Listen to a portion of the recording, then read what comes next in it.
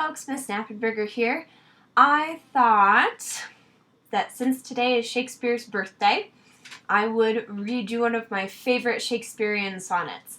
I love sonnets, and you might say to yourself, gosh, that's so nerdy. Yes, it is. But there's just something about the rhythm and the rhyme and all the hidden meanings you can find in Shakespeare's sonnets that just makes my little heart flutter. So I'm going to read one of my favorites 3 times, once in my normal accent, once in the accent that they think that Shakespeare probably wrote for, and then a 3rd time explaining some of the things in the poem so that you can sort of better understand what he's talking about. So, happy birthday, Shakespeare.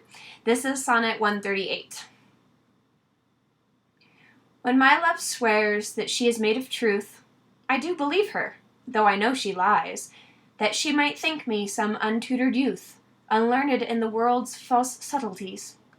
Thus vainly thinking that she thinks me young, although she knows my days are past the best, simply I credit her false-speaking tongue.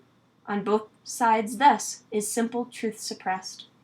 But wherefore says she, not she is unjust? And wherefore say not I that I am old? Oh, love's best habit is in seeming trust, and age in love loves not to have years told.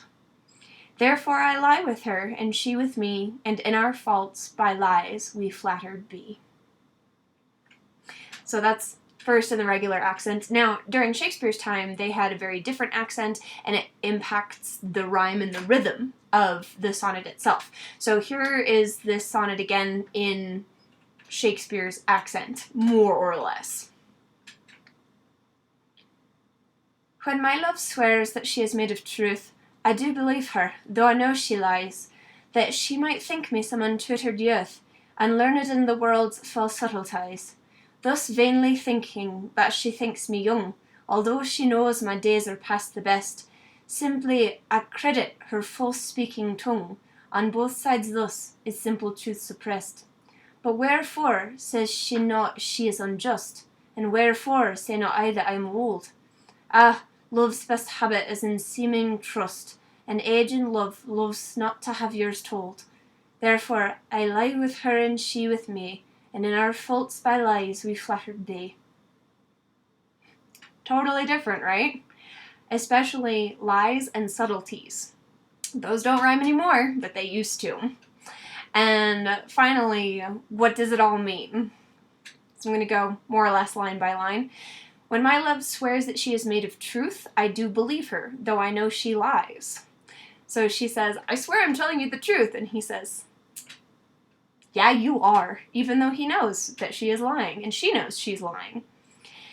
That she might think me some untutored youth, unlearned in the world's false subtleties. So he kind of wants her to think that he's young and happy and innocent, thus vainly thinking that she thinks me young, although she knows my days are past the best. So he's like, oh, I've tricked her into thinking I'm so young, even though everybody knows they're not.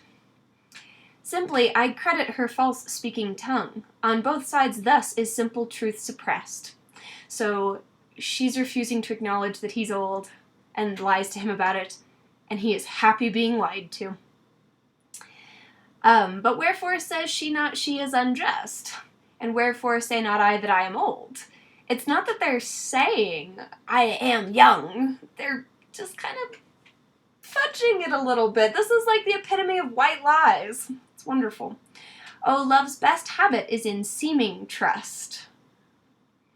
And age in love loves not to have years told. Nobody wants to hear how old they are, especially from their most special person. Nobody wants to hear that. So instead, he says, therefore, I lie with her and she with me, and in our faults by lies we flattered be. So they lie together, but it's okay because them lying to each other makes each other happy. So that's one of the reasons I really, really like this poem, is because we're talking about lying, but he's kind of saying, isn't it for the best for all of us that we just kind of lie to each other and we're happy together in our lies? So, happy Shakespeare's birthday and happy weekend.